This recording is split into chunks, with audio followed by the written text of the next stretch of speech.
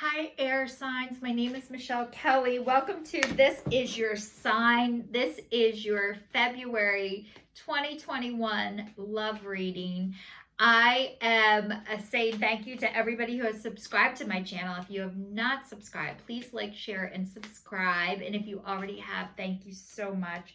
Let's see what the divine has in mind for you guys regarding your love life for the month of February. All right, it's saying go the distance. So you were in something that you were there. You knew it was a marathon and you were in it for the long haul. But the next one is take a nap and it's upside down. So this is saying that you guys are exhausted and it's time. You've needed to rest and heal from this. The next one is fork in the road and it's upside down. So you're going to be presented with choices and it's turning your life upside down. And I can assure you, whenever fork in the road comes up, whatever decision you make, it's going to be the right one. I promise you guys, you cannot screw it up and you're not going to do it wrong. You do everything exactly how and when you're supposed to, and you're not being punished. And we are all here to learn, and we're learning through experiences. But this relationship, you were in it for the long haul. I know you were, and something happened, and it's turned your life upside down. And I'm going to read Time for a Nap upside down. But you guys, a lot of times when things aren't good for us, they make us physically sick. So this says, you are a human being, not a human doing. Is it possible you're suffering from workaholism? Could you be the one that thinks it is your job to save everyone, to be there for everyone, to go, go, go until you can barely see straight? You have gone as far as you can. You have worked hard and nourished people and projects, but now you are an empty well and you have no reserves for others or yourself. It says, don't let your ego keep you on full speed when your body and spirit needs to rest. Exhaustion is calling you to stop what you're doing altogether and take a break. If you don't, the appearance of this card could portend a possible illness that stems from being totally overwhelmed. You will feel like a new person if you take a break. Do it now. So this is saying, you guys, you have to take a break. You can't keep going like this. It was killing your spirit. It was killing you physically. It was killing you mentally. And this is saying, if you're not able to stop it on your own, you'll be stopped and you'll be given a nap whether you want one or not. But this is like permission to rest. You guys are allowed to take a break. You're coming out of major trauma. I don't know if you know this or not, but you are coming out of major trauma. And when you are, it is exhausting. So the next one is fork in the road and it's upside down. So I'm going to tell you guys, fork in the road is always about, you're going to have multiple choices, but this is saying indecision is extremely frustrating and it will lead to anxiety, loss, and confusion. At this juncture, you can't remain in a place without losing your way altogether. Avoid the tendency to let others choose for you, which amounts to a subtle reversal to take responsibility. Don't give your power away, not even to this oracle. By not making a choice, you are making a choice. For you must be accountable. If that choice leads to undesirable circumstances, take heart. Spirit never tires of giving you second chances. You can always start again once you've learned this valuable lesson.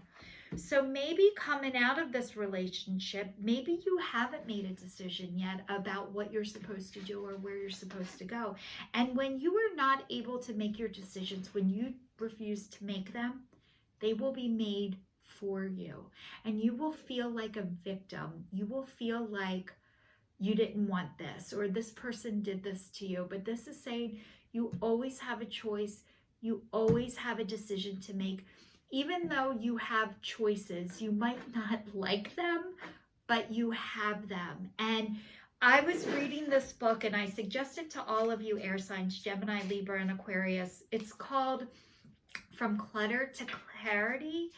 And it's about a lot of times when we procrastinate and we don't make a decision, it's usually we're not scared of the decision. We're scared of what's going to happen as a result of the decision. We're scared about what's going to happen after you make the decision. You're scared about the second thing, the third thing, instead of just doing it and not worrying about it, which is so hard. You guys are analytical overthinkers. Your mind is going all the time, and you think of every worst case scenario. That is your gift, by the way. Thinking of every worst case scenario is a gift. But a lot of times it doesn't come true. So things work out way better than you can ever imagine. So just remember that. And also, it's okay to take a pause. You got forced into a pause. We've all got forced into a pause because of this pandemic, but your relationship forced you into a pause also, which is a blessing and a gift. It is not a curse. I promise you that. The next one is love. And this girl is carrying her heart. And it looks so heavy. It says unconditional love, self-love, oneness, passion, affection, attraction. So like you carried this person's heart. You've been carrying this person's heart. You have felt responsible for this person. And I don't know why you do. But it's really heavy and it's a lot to carry. And the next one says unconditional loving, giving and receiving, affection, falling in love. So you're blowing kisses, unconditional loving, giving and receiving affection, and falling in love. So you guys, I think you're going to fall in love with somebody else. I don't think you're going to be carrying this person's heart around with you forever, because this is the past. And the next one says ascending. It says transcending obstacles, learning, expansions, new phase, preparing for a union. So you guys are going to be falling in love again and preparing for a union. I can't tell if it's with this person or not. That is entirely up to you and this person.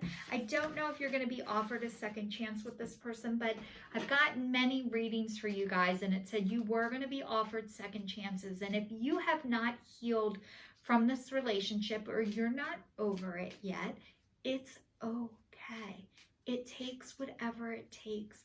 And sometimes you need to be reminded or go back to find out this isn't right for you, or maybe you are able to fall in love again and work it out. Like that's your choice, and it's in God's hands. So I promise you, you're not going to do it wrong. Whatever decision you make, it's going to be the right decision for you.